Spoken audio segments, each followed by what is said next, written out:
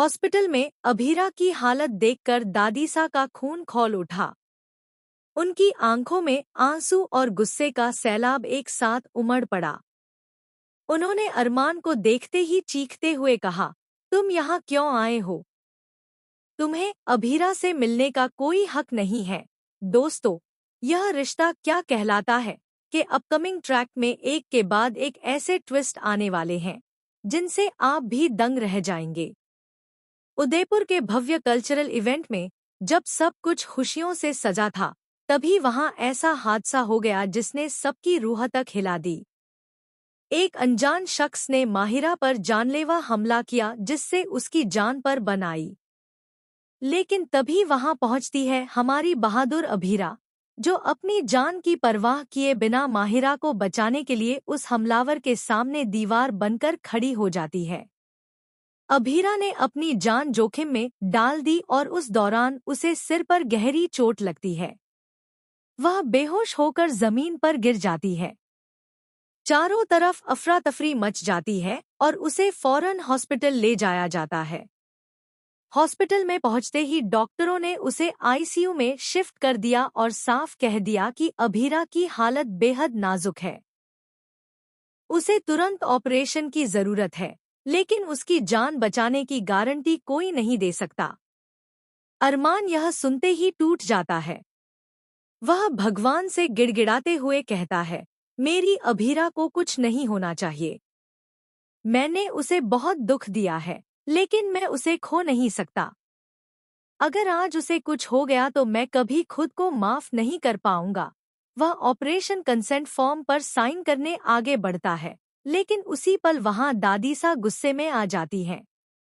उनकी आंखों में आंसू हैं, लेकिन जुबान पर आग। दादीसा, अरमान, तुम्हें किस हक से यह फॉर्म साइन करने का अधिकार मिला? तुम तो सालों पहले यह रिश्ता तोड़ चुके थे। अरमान थरथराते हुए कहता है, दादीसा, मैं जानता हूँ कि मैंने गलतियाँ की हैं, लेकिन हमारा तलाक अब तक हुआ ही नहीं है। मैं अब भी उसका पति हूँ। दादीसा, तड़पते हुए, तलाक का कागज जरूरी नहीं होता, अरमान। अगर दो लोग सालों तक एक दूसरे की खोज खबर तक ना लें, तो भावनात्मक रूप से उनका रिश्ता पहले ही मर चुका होता है।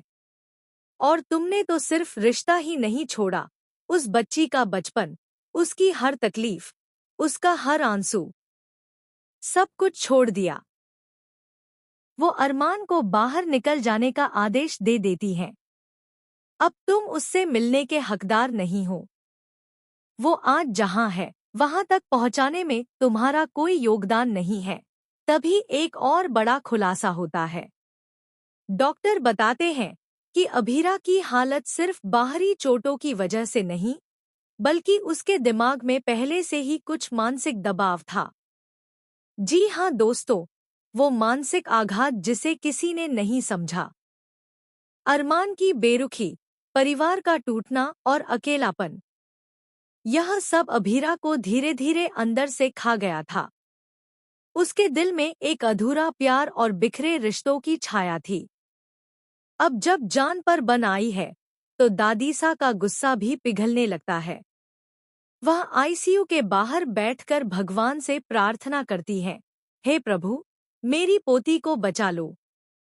मैंने उसका बचपन नहीं संभाला, लेकिन अब उसे टूटने नहीं दूंगी। इधर एक और बड़ा ट्विस्ट सामने आता है।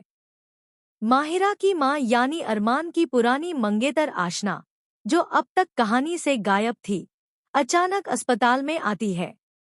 वह बताती है कि उस हमले के पीछे कोई और नहीं, बल्कि खुद अरमान के सौतेले भाई युवराज का हाथ है, क्योंकि उसे हमेशा अरमान और अभीरा से जलन रही है।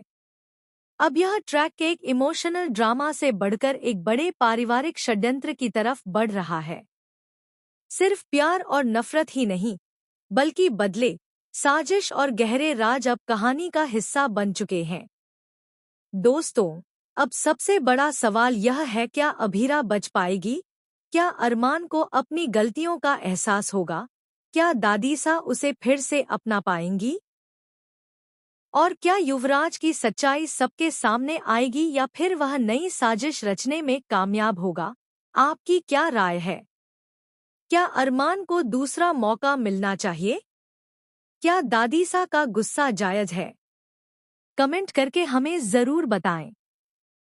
अगर आपको यह वीडियो पसंद आया हो तो चैनल को सब्सक्राइब करें ताकि आप एक भी ट्विस्ट मिस न करें, क्योंकि यह रिश्ता क्या कहलाता है का अगला ट्रैक सिर्फ दिल नहीं, दिमाग भी हिला देगा। और इस बार रिश्ता सिर्फ प्यार का नहीं, बल्कि जंग का होगा। अगर आप चाहें तो मैं इस स्क्रिप्ट को एक वीडियो वॉइस ओवर स्टाइल में भी लिख सकता हूँ।